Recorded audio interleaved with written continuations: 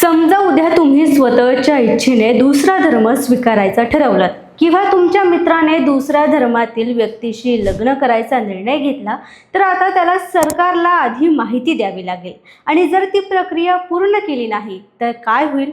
हा विषय फक्त धर्माचा नाही, हा विषय आहे संविधान, वैयक्तिक स्वातंत्र्य आणि राज्याच्या हस्तक्षेपाचा। म्हणूनच महाराष्ट्र धर्म स्वातंत्र्य कायदा 2026 सध्या राज्यातील सर्वात चर्चेचा कायदा ठरला आहे। पण हा कायदा नेमका काय आहे? सरकार इतका कठोर का झालं आणि विरोधक याला इतका का विरोध करत आहेत? चला तर जाणून घेऊयात सविस्तर। नमस्कार, मी दिव्या आणि तुम्ही पाहताय धक्काबुक्की। राजकारणात, समाजकारणात आणि सोशल मीडियावर गेल्या काही दिवसांपासून एकच विषय चर्चेत आहे, महाराष्ट्र धर्म स्वातंत्र्य कायदा 2026। विधानसभा आणि विधान परिषदे मंजूर झाल्यानंतर या कायद्याला राष्ट्रपतींचीही मंजुरी मिळाली आहे। सरकारचा दावा आहे की हा कायदा जबरदस्ती, फसवणूक, धमकी आणि आमिष दाखवून होणारे धर्मांतर रोखण्यासाठी आहे। पण दुसरीकडे विरोधक आणि काही धार्मिक संघटनांचं म्हणणं आहे की या कायद्यामुळे वैयक्तिक धार्मिक स्वातंत्र्यावर परिणाम होऊ शकतो।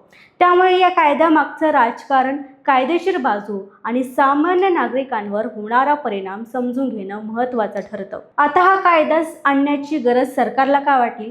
तर कोणताही कायदा अचानक तयार होत नाही, त्यामागे काही कारणं असतात।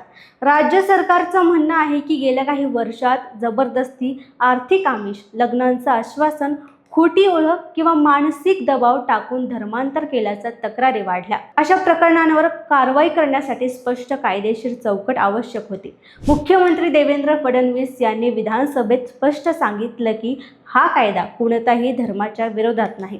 प्रत्येक व्यक्तीला स्वतःच्या इच्छेने धर्म स्वीकारायचा घटनात्मक अधिकार आहे, पण जर तो निर्णय दबावाखाली घेतला जात असेल तर त्यावर कारवाई झाली पाहिजे, अशी सरकारची भूमिका आहे। समजा एखाद्या व्यक्तीला पैसे देण्याचं आमिष दाखवलं, नोकरीचं आश्वासन दिलं, मोफत शिक्षण, वैद्यकीय मदत किंवा लग्नाचं कारण सांगून धर्म बदलण्यासाठी प्रवृत्त केलं किंवा एखाद्याला धमकी देऊन किंवा फसवणूक धर्मांतर करायला भाग पाडलं, अशा सर्व प्रकारच्या धर्मांतराला हा कायदा बेकायदेशीर मानतो।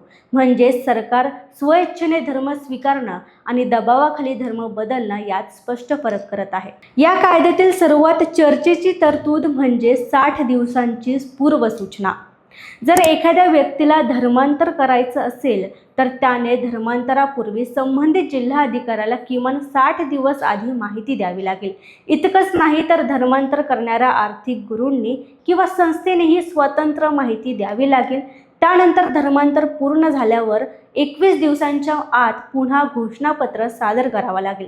सरकारचं म्हणणं आहे की या प्रक्रियेमुळे धर्मांतर स्वइच्छेने होत आहे की दबावाखाली याची खात्री करता येईल। पण विरोधकांचा प्रश्न आहे, जर हा एखाद्या व्यक्तीचा पूर्णपणे वैयक्तिक निर्णय असेल तर सरकारला आधी माहिती देणं का आवश्यक आहे? सोशल मीडियावर अनेक प्रकारच्या चर्चा सुरू आहे की आता आंतरधर्मीय विवाह बंद होणार का? याचं उत्तर नाही। हा कायदा आंतरधर्मीय विवाहावर बंदी घालत नाही, मात्र जर लग्नाचा वापर फक्त धर्मांतर करण्यासाठी केला गेला किंवा फसवणूक करून धर्म बदलायला लावलं गेलं तर अशा प्रकरणांवर कारवाई केली जाऊ शकते। म्हणजेच विवाह नव्हे तर फसवणूक किंवा दबाव हा या कायद्याचा मुख्य विषय आहे।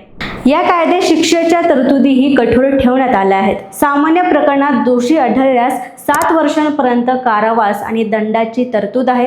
जर पीडित व्यक्ती महिला, अल्पवयीन, अनुसूचित जाती किंवा अनुसूचित जमाती असेल तर शिक्षा 10 वर्षांपर्यंत वाढू शकते। याशिवाय असे गुन्हे दखलपात्र आणि अजामीनपात्र असतील म्हणजे पोलीस थेट गुन्हा दाखल करून तपास सुरू करू शकतात। मुख्यमंत्री देवेंद्र फडणवीस यांचं म्हणणं स्पष्ट आहे, हा कायदा कोणताही धर्माच्या विरोधात नाही, हा फक्त जबरदस्ती, फसवणूक आणि आमिष देऊन होणाऱ्या धर्मांतरावर नियंत्रण ठेवण्यासाठी आहे।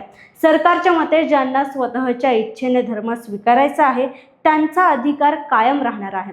हा कायदा फक्त बेकायदेशीर पद्धतीने होणाऱ्या धर्मांतरावर कारवाई करेल। इथेच या कायद्यावरून मोठा वाद सुरू होतो। विरोधक आणि काही संघटनांचं म्हणणं आहे की आमिष, अनुचित प्रभाव किंवा प्रलोभन यासारख्या संज्ञा खूप व्यापक आहेत, त्यामुळे भविष्यात याचा चुकीचा अर्थ लावला जाऊ शकतो।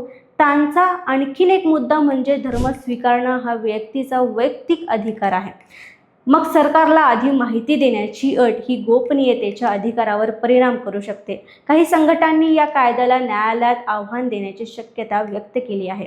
महाराष्ट्र हा असा कायदा करणारा पहिलाच राज्य आहे. उत्तर प्रदेश, मध्य प्रदेश, गुजरात, उत्तराखंड, हिमाचल प्रदेश, ओडिशा आणि इतर काही राज्यांमध्ये यापूर्वीच धर्मांविरोधात कायदे लागू आहेत. मात्र या कायद्यावरही अनेक न्यायालयीन याचिका दाखल झाल्या असून काही मुद्द्यांवर सर्वोच्च न्यायालयात सुनावणी सुरू आहे. म्हणजेच हा फक्त महाराष्ट्रापुरता मर्यादित विषय नाही, तर देशभरात सुरू असलेल्या मोठ्या घटनात्मक चर्चेचा भाग आहे. पण आता सामान्य नागरिकांवर याचा काय परिणाम होईल हा प्रश्न सर्वांत महत्त्वाचा आहे. जर एखादी व्यक्ती पूर्णपणे स्वतःच्या इच्छेने धर्म स्वीकारत असेल तर तिला या कायद्यातील प्रक्रियेचं पालन करावं लागेल. तर दुसरीकडे जर कोणावर दबाव टाकून किंवा फसवणूक करून धर्मांतर करण्याचा प्रयत्न झाला तर त्या व्यक्तीला या कायद्याअंतर्गत संरक्षण मिळू शकतं. म्हणजेच या कायद्याचा परिणाम त्याच्या अंमलबजावणीवर अवलंबून आहे. कारण कोणताही कायदा चांगला किंवा वाईट ठरत नाही, त्याची अंमलबजावणी कशी होते यावर त्याचं यश ठरतं. तर एकीकडे सरकारचं म्हणणं आहे की हा कायदा जबरदस्तीच्या धर्मांतराला आळा घालण्यासाठी आवश्यक आहे, तर दुसरीकडे विरोधकांचं म्हणणं आहे की या कायद्यामुळे वैयक्तिक धार्मिक स्वातंत्र्य आणि गोपनीयतेवर परिणाम होऊ शकतो. खरं उत्तर कोणतं आहे ते पुढच्या काही महिन्यात या कायद्याची अंमलबजावणी कशी होते, न्यायालय याकडे कसं पाहतं आणि प्रत्यक्षात किती प्रकरणांमध्ये या कायद्याचा वापर होतो यावर अवलंबून असेल. आता यावर तुमचं काय मत आहे? हा कायदा आवश्यक आहे असं तुम्हाला वाटतं का, की यामध्ये काही बदल होण्याची गरज आहे? तुमचं मत आम्हाला कमेंटमध्ये नक्की कळवा आणि हा व्हिडिओ आवडला असेल तर आमच्या चॅनलला लाईक, शेअर आणि सबस्क्राईब करायला विसरू नका.